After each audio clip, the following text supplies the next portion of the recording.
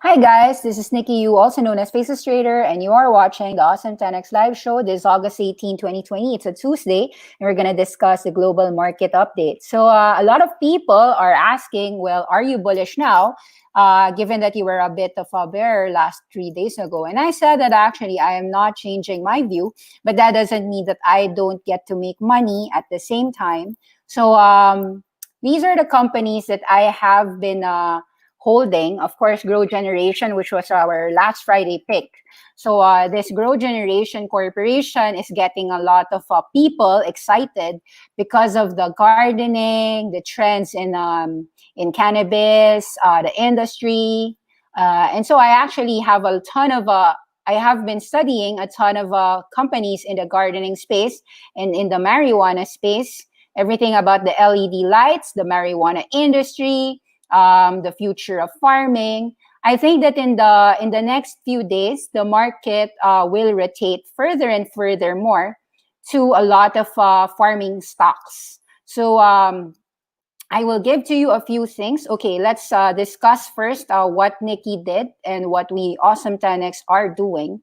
The rocket ships right now are in the grow generation. No? So we have bought some names of, so we did buy at 1150 to 1250. Some of us got in early. We didn't get so early. Actually, some might have it below 9 or 10. Good for you.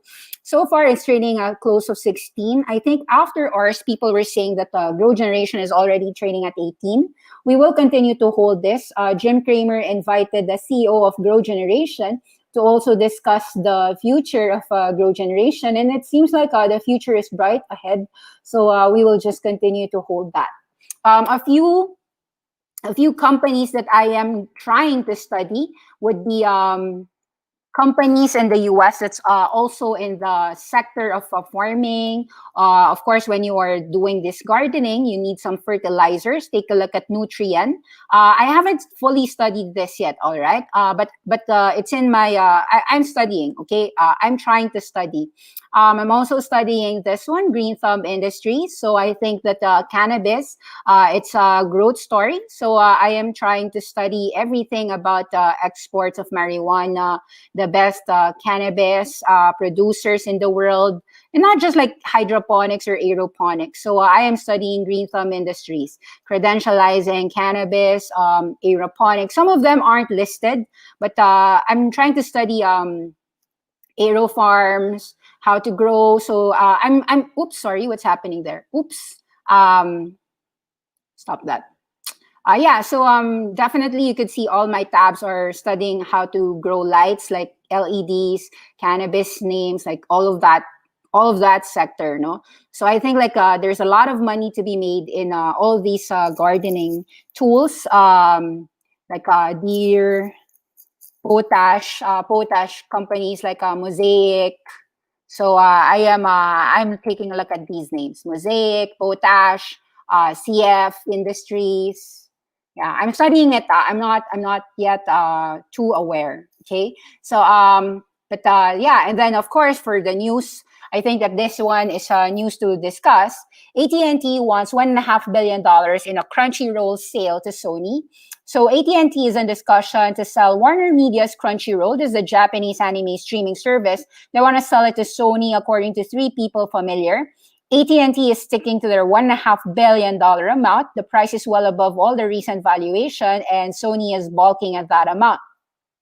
While if AT&T continues to sell some of their prized assets, I'd say that AT&T, especially with HBO Max, and I believe the growth of the industry per se in streaming, because AT&T will, of course, do streaming.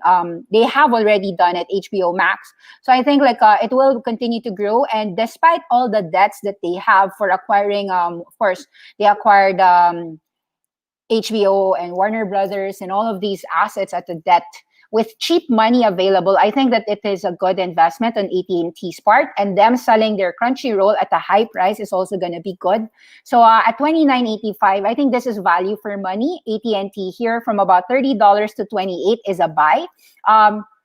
True enough, you do get about 6% dividend yield owning AT&T. It's not like a monster move, but for the people who wants a safe dividend and a parking slot, a value play, this might actually fit the bill.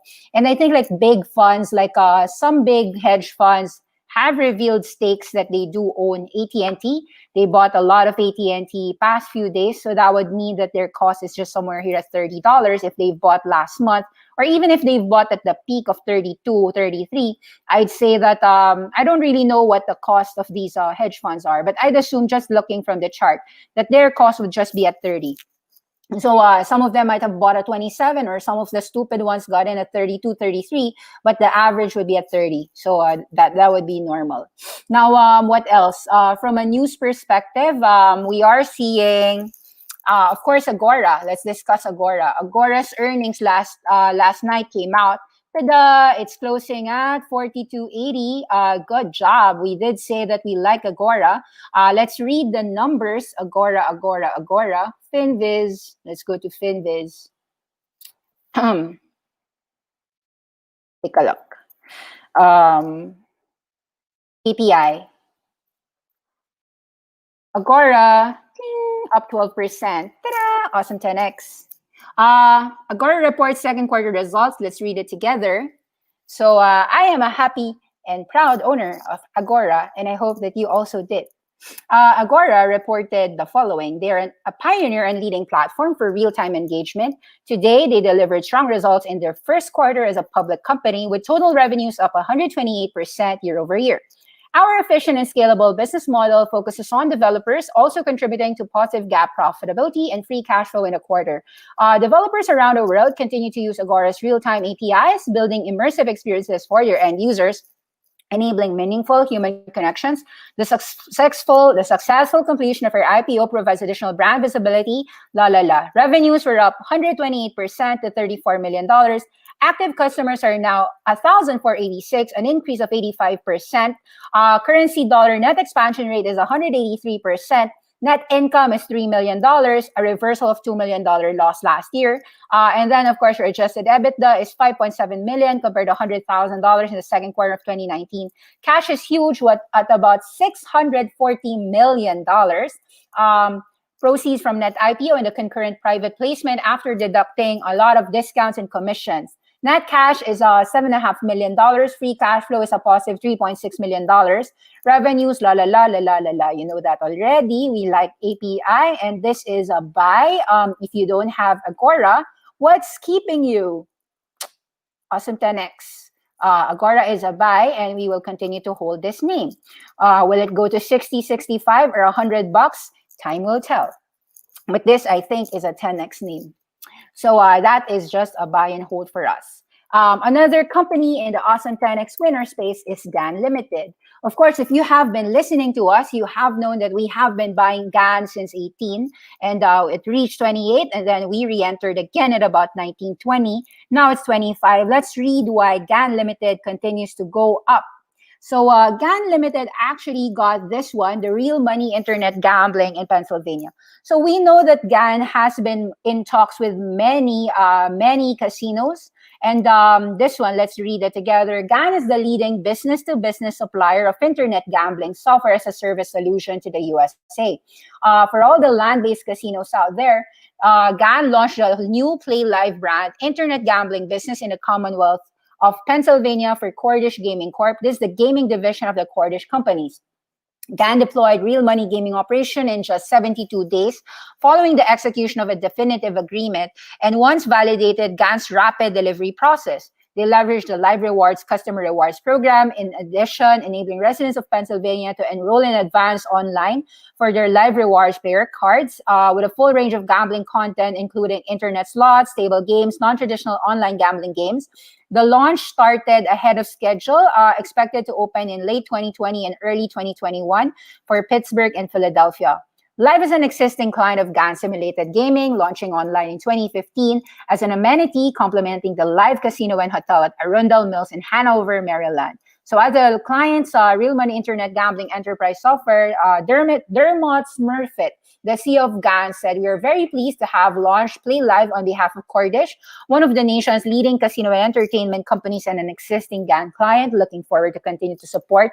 Of course, GAN is an Awesome 10X pick. If you don't know about it, you can of course join our Awesome 10X Inner Circle, wherein we discuss all of our picks, deep dives about them. But of course, we also do this daily market update programming for everyone else who just wants to listen to our free picks, which we actually share anyway. We share a lot on our free, but we also share more inside our deep dives. So of course, this one we just continue to hold. May it go to $100 someday. Let's get to see where the fish are. The first rule of fishing is to fish to where the fish are. That is said by Charlie Munger. And so actually, because there's a lot of abundant fish in the space of so Agora is more of a gaming, live streaming, API play. And then, of course, we made some money in GRWG. That's why we are fishing where the fish are. And the biggest fish out there are coming, in my view, in the solar space, in the electric space, in the gardening space. Okay, so Tesla continues to grow all-time highs. I think that people would scoff at me for telling people to sell their Teslas. As you could see, some of us sold at about 1516, and it continues to go 1835. Note that I didn't short. It's just a sell, take profit per se. It didn't go down because people love the buys on the stock splits. It's okay. It's okay. So Zoom Video also didn't go down. I've done some selling. Zoom Video tried to rise to 60, but I will still be moving from these expensive names towards the non-expensive names. So I am rotating some of my capital, and I don't mind if you are gonna disagree with me. I'm okay to be wrong, guys. I'm not somebody who is gonna say that, ha ha. It's okay. All right. What else can I say? So solar firms continues to be so solar firms, I think 77 is a bit high, so I've sold some 75. I will look to enter at 63 if I can. Enphase continues to be strong, but I have I don't know, I'll just try to enter at about 65, 70. Let's take a look at, okay, so yesterday some Chinese names have risen, but I've sold some KC. So KC went up. I think that it's still a sell for Chinese names. Kings of Cloud. I am still not as bullish as I should be. I don't think that we can be bullish too much. I am a bit neutral. I like some names, and I think like you could be bullish on companies that not a lot of people are discussing, and that would be on the gardening, on the secular trends that are so strong but nobody is discussing. So I am just rotating. Let's see the questionnaire first. What is a good price to buy Disney? Actually, Disney, I think, is an old economy name that is good. So Disney is something that I discussed that I am a buyer at 127. So right now it's 129. You could enter 129 with leeway to enter at 124. I do think that this name would surprise more on the upside in the next 6 months. 6 to 12 months from now, I think that the vaccines are there. And so there will be an opportunity to see Disney back at 140 or 150. Is it still good to join the GRWG at its dips? So I think that Grow Generation is a secular winner. So how do we enter Grow Generation if we don't have it yet? So here's how you do it. I think like Grow Generation so far might get some profit taking. I just don't know if it's gonna be $20 or $19, or I don't know how it will profit take. For the moment, I'm just holding on. But probably take a look at consolidation intraday. I'm not really sure because, of course, I'm very biased. My bias is that you can't enter this anymore. It will just continue going up to the moon. It's going to go 20, 25 without any breaks. But let's see. Maybe the 15 area is probably a buying zone already. So 15. any price for Grow Generation 15 should be a buying entry again. So more buying entries for Grow Generation there. Does the S&P in a double top reversal? Um, Wait up. I don't. S&P 500 to me is largely a function of Apple. So I am quite bearish on Apple, and so I am a bit bearish on your Apple, your big guns like your Facebooks. I actually like them fundamentally, but I think like Apple has to give leeway, especially with the Epic Games debacle. So take a look at the what's happening also in the U.S.-China tension. Of course, that ongoing Tencent Trump ban is WeChat should continue to make volatility. You've seen Alibaba also suffer a bit. Oops, not so much. It didn't even fall, no. But I still think that Chinese names in general, all these big tech would fall a bit. I could be wrong because at the end of the day, people could just rotate. They could go from expensive SaaS names to value picks. But I'd say that S&P 500 here at the break-even standpoint of 337 has less room to go up. I think it's just I'll just be careful. I won't want to be caught on the downside if the market suddenly just I don't know, some news. So I'll just be careful. But actually, my careful thinking is so that I could buy it on the dip. So like I think like it's gonna just be a shallow dip, and I would put my money on the solar trends, on the electric trends, on the greenhouse, on the green trends like agriculture. So yeah, I'll just be careful on the expensive names like that. Do you advise to buy the break? Wait, let's go one by one. Have you tracked Redu in education? No. Thank you for telling me that. What does this do? Rice education. Wow. I haven't. I haven't studied it. Thank you for the recommendation. I'll go study it. Congrats for you. You've got it at what? 320 to 6. Let us study it. I haven't studied it. So I'll put it just in my study list. Redo. Actually, in the education space, I've been looking at Yotao. So Yotao, I do like the numbers, but I don't want to spend too much in the premium side. So I'm still waiting for Yotao to drop somewhere here about 34. If it gives me an entry at 29, I will be more ecstatic. So I want to buy it at about 34 to 29 if I can. So I'm waiting for Yotao to give some dips for an entry point. So this is an education pick I like since 10, 12. Yotao, I discussed this in my podcast, Spotify Faces Trader. Do you advise to buy the breakout of solar companies, Canadian Solar, Sunrun, First Solar? So I am bullish on Canadian Solar, Sunrun, and First Solar for the next 10 years. So a decade or 2 decades. So if they break out, I wouldn't be bothered to buy more shares. So yes, I wouldn't have a problem buying breakouts, but I prefer to buy them on dips if I can. So that's the greed in me trying to just get them cheaper. Thoughts about 5G? I am bullish on 5G. 5G, I'd go for these are some of my 5G picks, Ceragon. So Ceragon, I'm entering 240 to 250. Even if it goes down to 220, I am okay with that. Intigo, I think had a bad quarter, but I did buy this. I gave a buy here at about 9 to 10. Went to as high as 15. Made a bad quarter, so I sold it. Still positive, but yeah, small gain. I didn't read any more the numbers, but this one was a big winner on the mobile Wi-Fi hotspots. Their partnerships are Vodafone and so forth.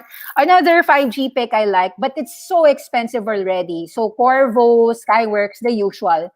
Continues higher. Corvo continues higher. I think that this is quite expensive for me to enter already. So I have very little 5G position. I don't have a lot of exposure, but I am bullish on this trend. Is great. Skyworks, Corvo, those are the big winners on your 5G. So this is just a straight up to the moon. 70 to 140 continues to go higher. Very strong numbers for that front. Let's take a look at other questions. How will you buy a stock and take advantage of its dividend before X date? Or will you rather buy on pullback, which usually happens after dividends, assuming a short-term play? To be honest, I think that I became a winner not really thinking about the short term. Eh. So I have to like the company per se, so that even if it has an X date, even if it drops or it doesn't drop, I'm actually happier that it drops. It's kind of weird, no? So if you really like it long term, you like it going up, but you also like it if it goes down. It doesn't matter because you are there for the next 5 to 10 years. What company is it that I would take advantage of dividends? To be honest, in the US, I don't even look at dividends. I mean, if it gives dividends, great. If it doesn't give dividend, then I don't care. Most of the companies that I've been buying doesn't give me dividends. Actually, I just get ecstatic. Oh, they gave dividends. I didn't even really care if they gave dividends or not. So Disney actually gives like $1 dividend, I think, every year. It's like, thank you, but I don't really buy it for the dividends. Like whether it just gives me 1% dividend, like I don't really buy AT&T for 6% dividend. I have to like HBO Max streaming. I like the trajectory that DC Universe. End of the day, I think that they have great IP. So I'm buying it for what they have, not for the cash flows. If they give me cash dividends, that's great. If they don't, doesn't matter. If they are benefiting in the industry, they have so much cash flows, it's fine. So how different is API Agora from other Chinese names like Baba? Well, I don't think that Agora is a Chinese company. Agora is a global company. Do you think that Zoom Video is a Chinese company? Zoom Video is global. Agora clients are Unity Engine, which is global gaming. Agora's clients are so many. Their partners are great. Their partners are around the world. It's not a Chinese company. Just because it's Tony Zhao doesn't mean that it's a Chinese company.